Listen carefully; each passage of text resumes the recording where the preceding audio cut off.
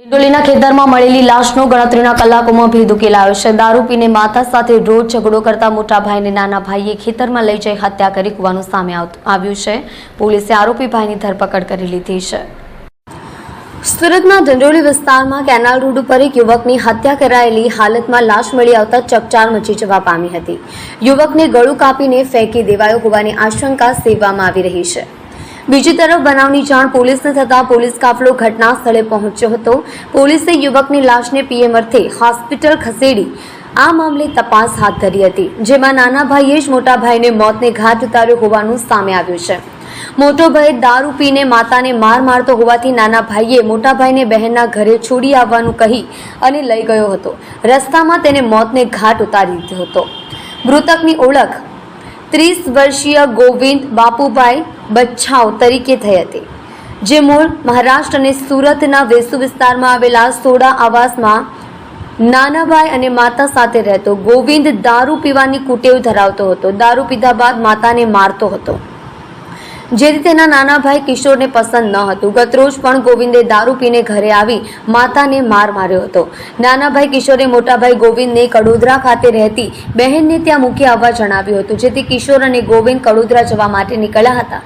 દરમિયાન ડિંડોલી વિસ્તારના canal road ઉપર કિશોરે ગોવિંદના ગળા સહિતના ભાગે ચપ્પુના ઘા મારી મોતને ઘાટ ઉતારી દીધો હતો। ત્યારબાદ ત્યાં ખેતરમાં છોડી જતો રહ્યો હતો।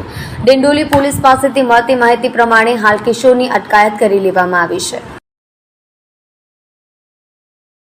ગતરોજ ડિંડોલી પોલીસ સ્ટેશન વિસ્તારમાં એક હત્યાનો બનાવ બન્યો હતો। આ બનાવમાં પીસીઆર અમારી ત્યાં ગઈ હતી 100 નંબર કોલને આધારે।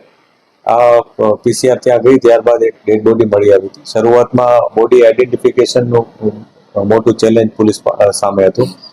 ત્યારબાદ અમારા પોલીસ સ્ટાફના ખાનગી બાતમીદારો મારફતે ઇન્ફોર્મેશન મળી હતી કે આ જેની હત્યા થઈ છે એ વ્યક્તિનું નામ ગોવિંદ ઉર્ફે ગોવિંદા બચ્છાવ કરીને છે અને તે વેસુ સુડા આવાસમાં રહે છે। આ પ્રકારની ઇન્ફોર્મેશનના આધારે પોલીસે તેના પરિવારજનોનો સંપર્ક કર્યો હતો અને ત્યારબાદ એક પછી એક કડીઓ મળતા પોલીસે આખરે આરોપીની ધરપકડ કરી હતી।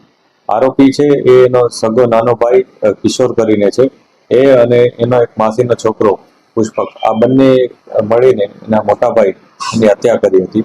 હત્યા માટેની જે કારણ અત્યારે પોલીસ સામે આવ્યું છે એ મુજબ જે મરણ જનાર છે ગોવિંદ ઉર્ફે ગોવિંદા, એ કોઈ પણ જાતનું ઘરમાં કોઈ કામકાજ કરતો ન હતો, પરંતુ ઘરના લોકોને પરેશાન કરતો હતો, અવારનવાર ઝઘડા કરતો હતો। આ ગોવિંદાએ અગાઉ પણ એની પત્ની સાથે પણ ઝઘડો કર્યો હતો, જેથી એની પત્ની ત્યાંથી ઘર છોડીને જતી રહી હતી।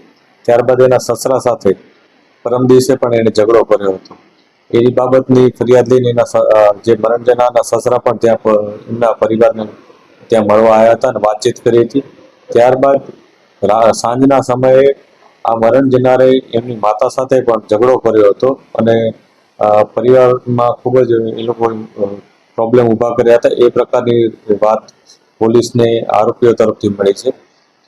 આરોપીઓના કહેવા મુજબ અને અમને જે ઇન્ફોર્મેશન, અમે જે એવિડન્સીસ ભેગા કર્યા છે એ મુજબ આરોપીએ પોતાના ભાઈ સાથે મળી અને પોતાના માસીના દીકરા ભાઈ સાથે મળી અને રાતના સમયે તેઓ કડોદરા બાજુ જતા હતા, એ દરમિયાન બાઇકમાં નીચે બેસી બાઇકમાંથી ઉતર્યા હતા અને ત્યારબાદ એની હત્યા નિપજાવી હતી। ત્યાંથી તેઓ નાસી ગયા।